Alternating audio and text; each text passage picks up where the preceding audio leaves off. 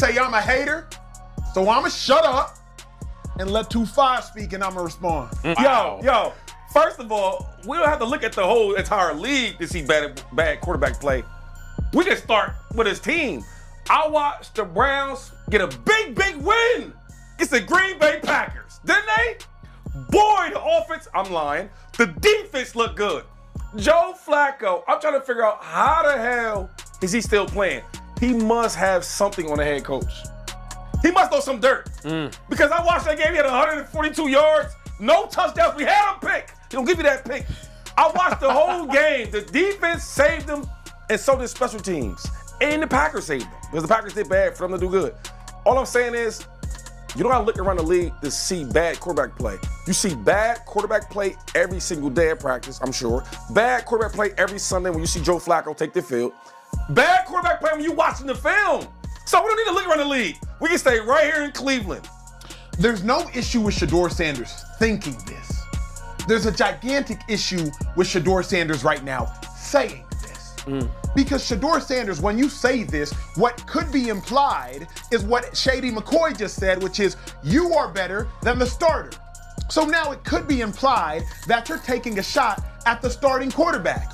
Remember what happened during the preseason game when Dylan Gabriel said, I'm about execution, other people are about entertainment. And everybody was like, oh, is that about Shedeur? Shedeur, you doing the same thing. Being a starting quarterback isn't just about talent. Of course, I believe that Shedeur Sanders is more talented than some starters in the National Football League. But you can't say it. You feel me? Like, you can't say it.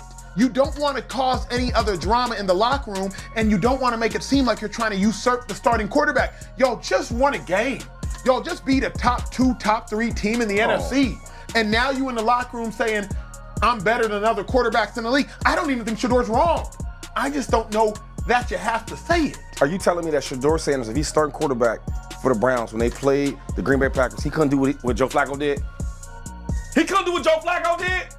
Hand the ball off, punt the ball, get a team a pick, don't make no great plays? But here's my question. Because you said something though, right? And when you talk, I listen.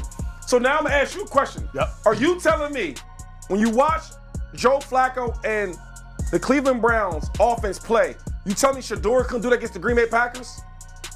Because I'm here to tell you that the third string, the kicker could have did the same thing. No, stop. Stop. The brother had 140. Are you still thinking Shedeur plays this year? I don't. In fact, I could see. I don't know. When is the trade deadline? You know what?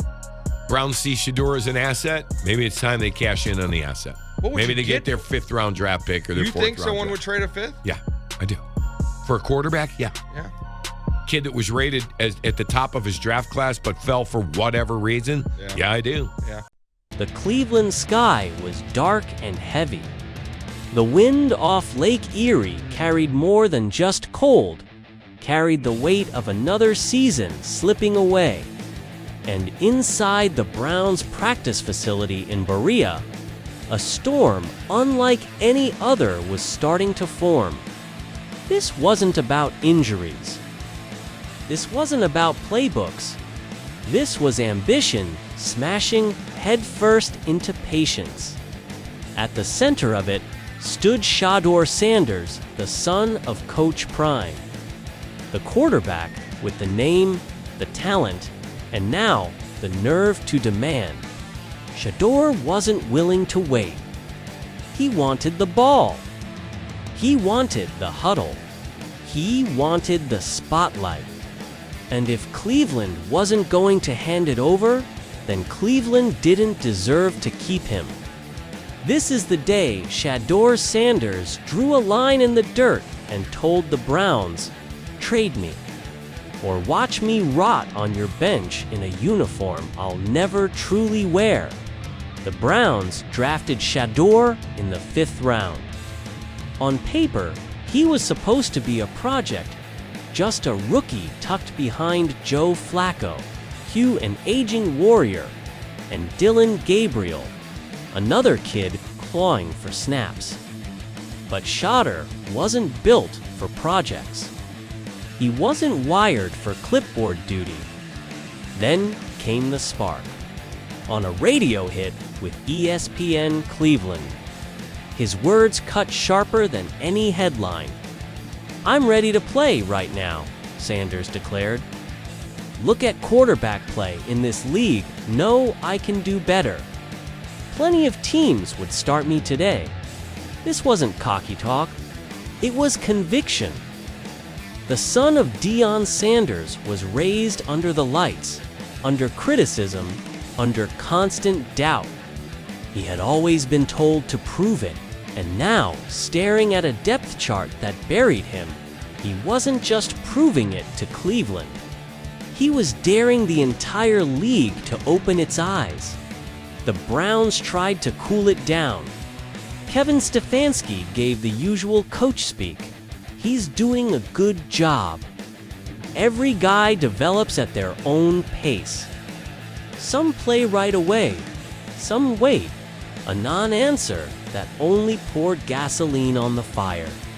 The Browns were 30th in scoring.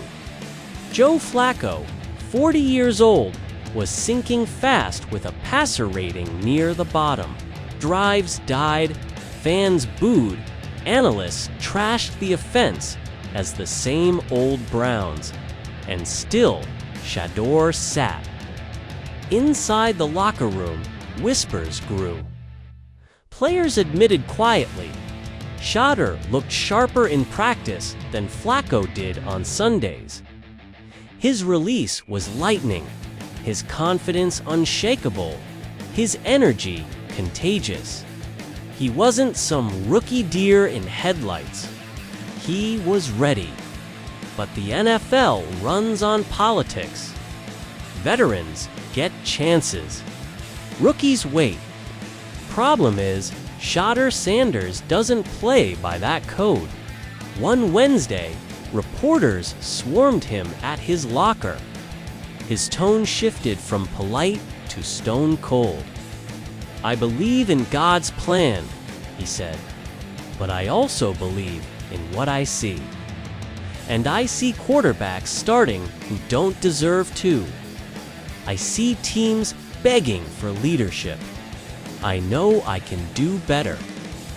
If Cleveland doesn't see it, maybe someone else will. Maybe someone else should." The shot was fired. The secret was out. Shedeur wanted out. The Browns front office tried brushing it off as rookie competitiveness. But the league heard it as blood in the water. Me, scouts, head coaches, they all started making calls. Was Shedeur actually available? Would Cleveland cave if the right deal came along? And was Sanders about to pull off the first big power move of his NFL career before he'd even played a game?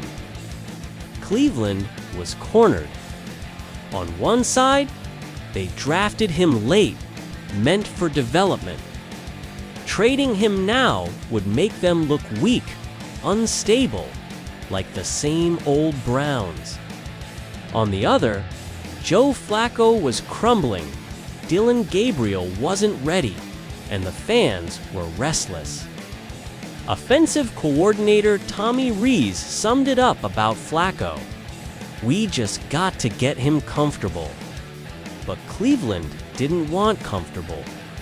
Cleveland wanted the future. Cleveland wanted fire.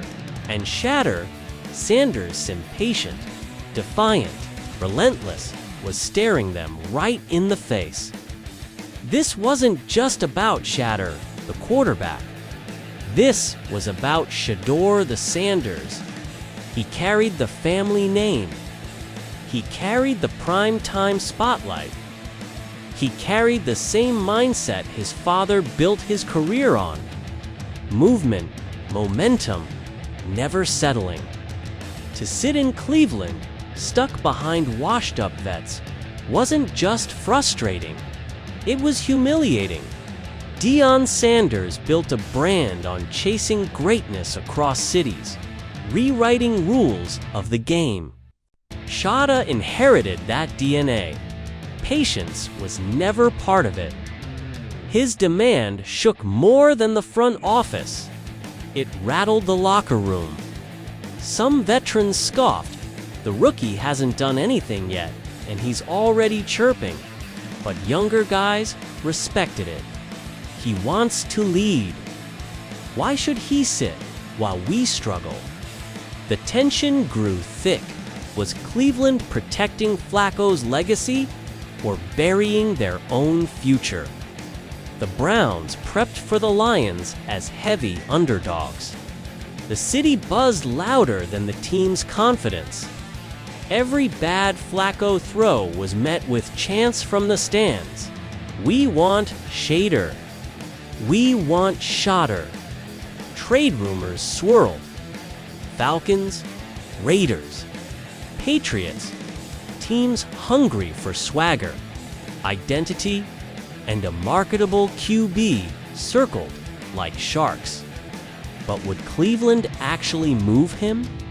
Could they admit they'd already mishandled the situation before it truly started? On Sunday, the Browns got crushed by Detroit. Flacco threw picks, drives stalled, and every camera lens found Shedeur Sanders pacing on the sideline. Helmet in hand, fury in his body language. He didn't speak. He didn't have to. The message was clear. I should be out there. I should be saving this team. Afterward, his reps quietly made calls to other teams. The Browns' front office answered. Stefanski tried to hold the line. We believe in our room. But the truth was obvious. This was unsustainable for Shedeur, for Cleveland, for anyone. The NFL is a league of windows. Windows of opportunity. Windows of patience. Windows of careers. Joe Flacco's window had slammed shut years ago. Everyone knew it. And Shedeur Sanders wasn't waiting for his to open. He was going to kick it down. The storm over Lake Erie hadn't exploded yet, but it was coming. For Shedeur, the clock was ticking. The trade demand was out. The tension undeniable. The Cleveland bend. Would another team grab him? Or would the Browns cling to the past while their future demanded freedom? Here's the only certainty. Shedeur Sanders isn't afraid of pressure. He isn't afraid of critics. And he sure as hell isn't afraid to demand what he believes he's earned. Because in the NFL, greatness doesn't wait, it forces the issue. And Shedeur Sanders has forced it with one word: trade.